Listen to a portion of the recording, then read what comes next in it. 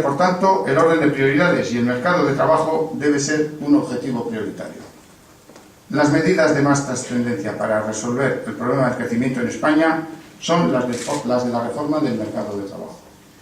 Durante esta crisis, en Euskadi el desempleo ha tenido un comportamiento mejor como consecuencia de la mayor proyección exterior de nuestra economía y nuestra menor dependencia de la construcción. Pero tampoco aquí nos libramos de las ineficiencias de este mercado. Y la reforma del mercado de trabajo aprobada en 2010 no responde a la magnitud del problema. En enero, en la comunidad autónoma, contabilizamos 143.000 desempleados, un 5,48% más que en 2009. Hay que abordar una reforma que estimule la contratación y modifique la regulación de la negociación colectiva. Una negociación que debe establecerse de acuerdo a la situación de la empresa y a su viabilidad, considerando sus dificultades y los esfuerzos necesarios para el desarrollo viable del proyecto empresarial en un contexto global y competitivo. El objetivo prioritario de esta reforma debe ser la mejora de la competitividad internacional de nuestras empresas. Esto, y no otra cosa, es lo que permitirá un crecimiento del empleo y de los salarios reales. Me pregunto si tiene mucho sentido que las administraciones públicas tengan que decidir sobre si existe o no un problema económico en una empresa, sobre si es coyuntural o estructural, o sobre qué medidas es necesario no tomar para resolverlo. También es urgente elevar la eficiencia de las políticas activas de empleo, especialmente en el contexto actual de restricciones presupuestarias.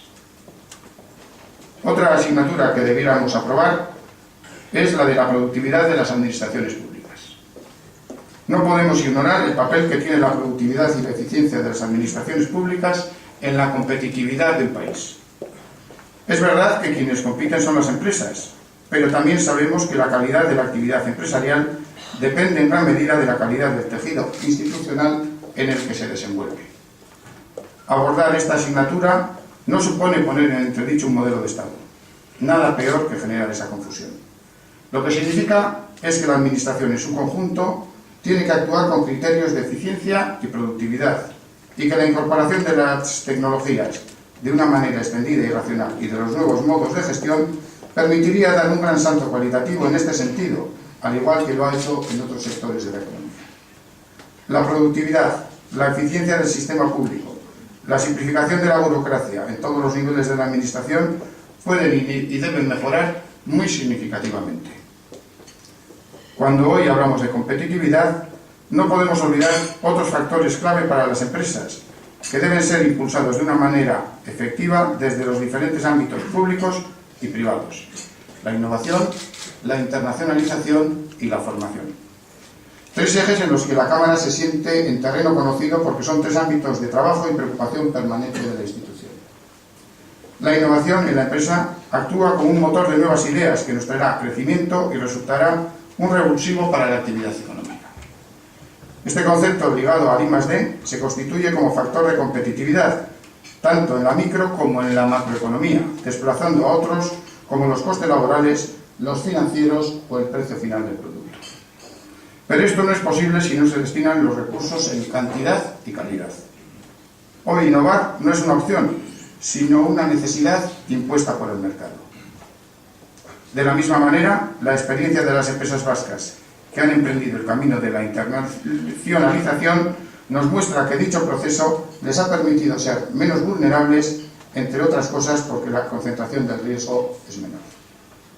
Es necesario, por ello, aprovechar las oportunidades que ofrece el sector exterior y solucionar las debilidades estructurales relacionadas con la base exportadora, con la especialización, con la concentración en sectores amenazados por nuevos competidores o sectores maduros, con el tamaño de la empresa, con la escasa presencia en mercados con alto potencial, con la cooperación internacional y con la aparición de nuevos competidores.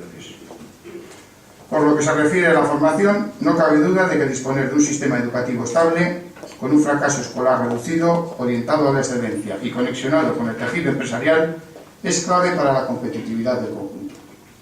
Sin embargo, nuestro sistema educativo lleva tiempo mostrando síntomas de agotamiento. La formación universitaria adolece de múltiples debilidades, como la reducida interrelación con la empresa, la gestión burocratizada, la escasa transferencia de conocimientos al sistema de I+D+I, la lenta adaptación a las nuevas demandas o el insuficiente estímulo del espíritu emprendedor. Debilidades que se suman a las cifras de fracaso escolar anteriores al periodo de enseñanza universitaria. En este ámbito, resulta primordial alcanzar un acuerdo entre los distintos agentes sociales en materia de educación, que dote de estabilidad al sistema y permita revisar los módulos formativos y reforzar los conocimientos ligados al mundo empresarial, mejorando la calidad de la formación, priorizando el terreno de las nuevas tecnologías, de los idiomas y de las habilidades, adecuando en mayor medida la oferta a la demanda.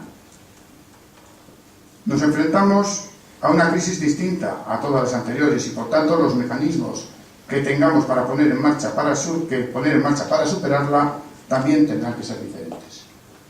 Queda mucho camino por delante y es nuestra responsabilidad hacer un esfuerzo tanto para diagnosticar correctamente los problemas como para ofrecer soluciones que la sociedad entienda y comparta. Tenemos un tejido productivo y empresarial capaz de volver a invertir y crear empleo, si se facilitan las herramientas para hacerlo. En este escenario, el papel que desarrollan las cámaras puede ser parte de la solución. La modestia o relevancia de su contribución dependerá de cómo se hagan las cosas, pero el enfoque que aporta su naturaleza y las funciones que tienen encomendadas forman parte de las cosas que hay que hacer. Voy a abordar, por tanto, el tercer apartado de mi intervención relacionado con la institución que tengo el honor de presidir y que cumple este año el 125 aniversario de su fundación. En el Estado español, las cámaras de comercio, industria y navegación se crearon por decreto en abril de 1886, en un momento de dura crisis económica como la actual. Y en cuanto salió la posibilidad legal, la Cámara de Bilbao fue la primera en constituirse el 28 de mayo de aquel mismo año, y lo hacía como institución heredera del Consulado de Bilbao, creado en 1511 y que por tanto también este año celebra su quinto centenario. Las cámaras nacieron como instituciones de asociación voluntaria, hasta que en 1911 la Ley de Bases incorporó la financiación pública de estas corporaciones mediante el recargo de algunos impuestos al considerar que su importante papel en el desarrollo económico hacía conveniente garantizar su financiación. No sería posible comprender la historia económica de Vizcaya sin la contribución realizada por el Consulado de Bilbao y por la Cámara de Comercio. Prácticamente un continuo histórico que tiene su origen en las cofradías del medievo y que mantiene hoy, a comienzos del siglo XXI, toda su vigencia y sentido. Y para que ustedes puedan compartir esta afirmación, voy a ofrecerles algunos datos que confío que les ayuden a conocer mejor nuestra institución, tan poco conocida en el fondo. Desde su constitución en 1886, la Cámara fue un artífice del desarrollo industrial y de la actividad comercial de Bilbao y de Vizcaya, a través de los industriales y comerciantes que formaron parte de la corporación. Debemos situarnos en aquel momento, encrucijada de 2 siglos, en el que el gran impulso empresarial y creador de Vizcaya se concretaba en un reducido número de personas, capitanes de empresa, a quienes resultaba de gran ventaja disponer de una institución que, como la Cámara, pudiera ayudarles a abordar proyectos de interés general necesarios para el mantenimiento de aquel ritmo de desarrollo. En este contexto, siguiendo con la tarea del Consulado de apoyo permanente al puerto, la Cámara en 1901 lidera la instalación de depósitos comerciales en la zona de Uribitarte, creando el Depósito Franco, y posteriormente, en consorcio con Diputación y la Junta de Obras del Puerto, hoy la Autoridad Portuaria, desarrollaron en Santurtzi las nuevas instalaciones a las que, cuando fue posible, añadieron nuevos desarrollos en el canal de Deusto. Asimismo, jugó un papel clave como institución aglutinadora para financiar la construcción de las defensas de Labra, obras terminadas el 16 de agosto de 1905, con un coste de 39 millones de pesetas, financiadas en su mayor parte por los nombres de negocios vinculados a la Cámara. Intervino a través de sus informes y aglutinando voluntades, muchas veces contradictorias, para que en 1889 se fundara la Bolsa de Bilbao, instrumento esencial en el desarrollo económico e industrial. También hace un siglo, el 29 de junio de 1911, o cuando hace un siglo, se promulga la Ley de Bases de las Cámaras, en la que se ratifica de manera solemne su filosofía fundacional de fomento de la vida mercantil, industrial y marítima y órganos consultivos de la Administración. Vizcaya había dado ya un gran salto adelante. La siderurgia está en pleno auge con la creación de Artesonos de Vizcaya, La Ley de Comunicaciones de 1909 potencia las navieras. Euskalduna es un gran astillero. Se fundan empresas eléctricas y la banca adquiere un relieve singular con el nacimiento del Banco de Vizcaya y otras entidades que se unen al ya existente Banco de Bilbao. Una eclosión industrial y financiera en el que el papel de la Cámara, como catalizadora y aglutinadora de voluntades, resultó fundamental. El 50 aniversario de la Cámara se celebró en circunstancias bien trágicas, ya que coincidió con el estallido de la Guerra Civil en 1936. A partir de esta fecha, la representatividad y el entronque profundo con los intereses de la comunidad vizcaína se perdió en parte, porque con el conflicto bélico se abolió el concierto económico y se produjeron daños de represión de todo orden, también difíciles para la economía al estar fuertemente intervenida por la Administración. Por esta razón, la libre iniciativa, el espíritu empresarial y la fuerza del trabajo tenían escaso margen de movimiento en lo político, en lo económico y en lo social. Posteriormente, cuando se inició una cierta apertura y en el despegue económico de los años 60, la Cámara tuvo de nuevo un importante protagonismo. Desde entonces defendió con éxito el mantenimiento en Sondika del aeropuerto de Bilbao, en cuya construcción había participado. Potenció y se implicó en el proyecto del Gran Puerto Exterior primero y su ampliación después, en liderar la creación y dirección de la Feria Internacional de Muestras de Bilbao, OIBEC, en la realización de misiones comerciales e industriales, en la creación de la primera agrupación de exportadores AGEX, en el establecimiento de la primera oficina de las cámaras en Bruselas y muchas acciones más. Participó en la defensa y posterior recuperación del concierto económico, en la creación de Mercabilbao y de la Sociedad de Garantía Recíproca, el CARBI. Creó la Corte de Arbitraje para facilitar la resolución de conflictos mercantiles entre empresas. Tomó parte activa en la promoción de los distintos proyectos ferroviarios, lo mismo que en la construcción de la autopista Bilbao-Beovia o A8. Defendió la construcción de la refinería de Petronor, de la que fue su primera sede y domicilio social, la creación de Aparcavisa y el Museo Marítimo.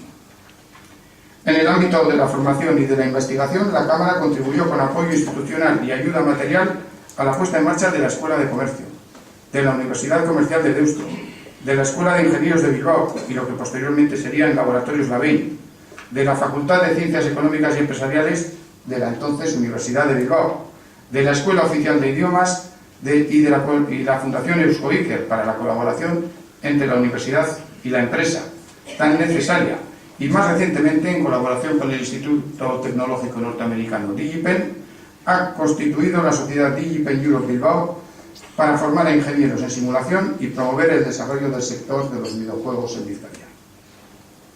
Como pueden ver, a lo largo de su historia, al comienzo, en plena revolución industrial y después al compás de los hitos que han marcado el siglo XX, la Cámara impulsó directamente o en colaboración con otras instituciones proyectos de gran calado para el territorio histórico. Cualquiera que haya sido el régimen político imperante, el mensaje de la corporación ha sido siempre el de la promoción y la defensa de los intereses económicos generales, fiel a su razón de ser y de existir y a su carácter de corporación de derecho público en Vizcaya.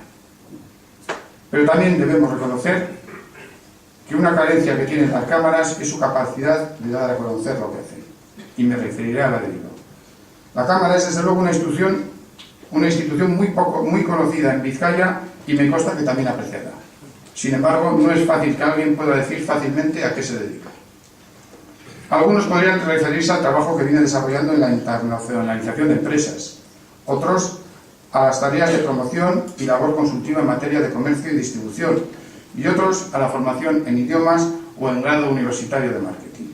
Demasiados atributos para un perfil nítido. Y es verdad, esto debe ser parte de nuestra naturaleza. Por ejemplo, durante el pasado ejercicio 2010, la Cámara ha organizado en el ámbito de la promoción exterior la participación en 27 ferias, así como 23 misiones comerciales a 32 países en la que han participado más de 1.200 empresas. Ha tenido también 426 demandas de subcontratación. En el ámbito de la formación ha organizado 309 acciones formativas, en las que han participado un total de 4.947 alumnos, desde cursos de idiomas con enfoque comercial hasta un grado universitario o diversos másteres para posgrados. Se han atendido vía internet o presencial a 4.480 personas que deseaban informarse o realizar gestiones para crear una empresa. Se han producido ahorros por 6,3 millones de euros.